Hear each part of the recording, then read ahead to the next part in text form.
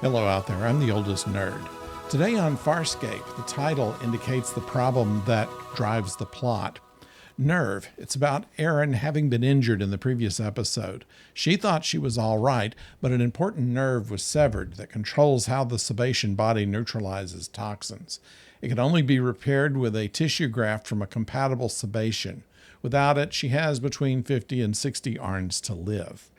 Crichton believes he can impersonate a peacekeeper captain again and go to Gamak base that was mentioned in the last episode that Larrock and his crew were bound for. Thanks to Chiana, who stole Larrock's ID card, John will find a way to get a tissue sample and get it back to Moya before anyone is wise to his identity and before Erin's time runs out.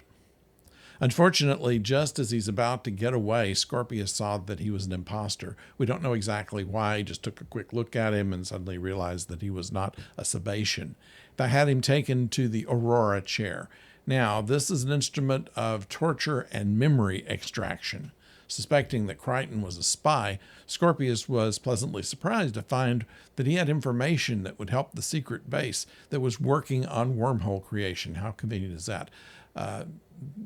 What he knew would fill in some major blanks in their research.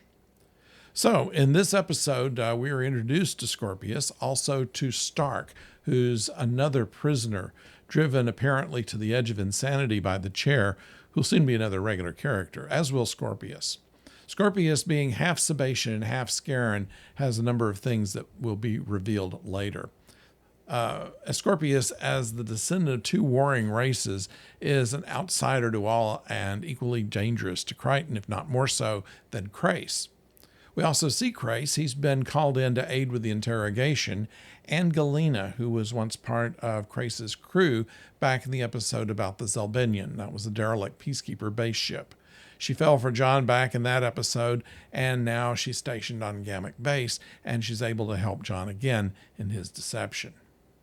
We find here that Jack the Ancient told Crichton about how he acquired wormhole knowledge and that it was baked into his subconscious. That's going to be the story arc of the entirety of the remainder of the series. That's why this episode is so important to see. That with the tug of war between Crichton and Scorpy for information that Crichton hardly knows he has. Crais from here out becomes more of a frenemy. He too is in trouble with the authorities for going against his authorization and pursuing Moya and Crichton. And he has equal animosity towards Scorpius as well. So it can put them in a situation where they can be on the same side sometimes. Also, the birth of Moya's offspring places another plot complication into the stew.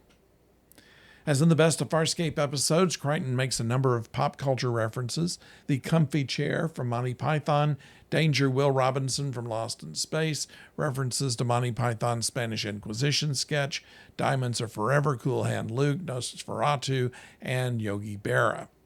He calls Chiana Pip and Rigel Sparky and Guido. I'm not sure if Chiana was making up Frunium Drive, but by the way she was delivering it, I think she was trying to pull something on the commander of the station there that she knew more about what drove the ships than he did. We also see Chiana in makeup, or rather Gigi Edgley out of makeup, and we see her character body language, which almost goes unnoticed in her monochromatic state. It's interesting. She said later in a conversation with her that when she got into the costume, her movements seemed to come naturally. Anyway, this was part one of a two-part story.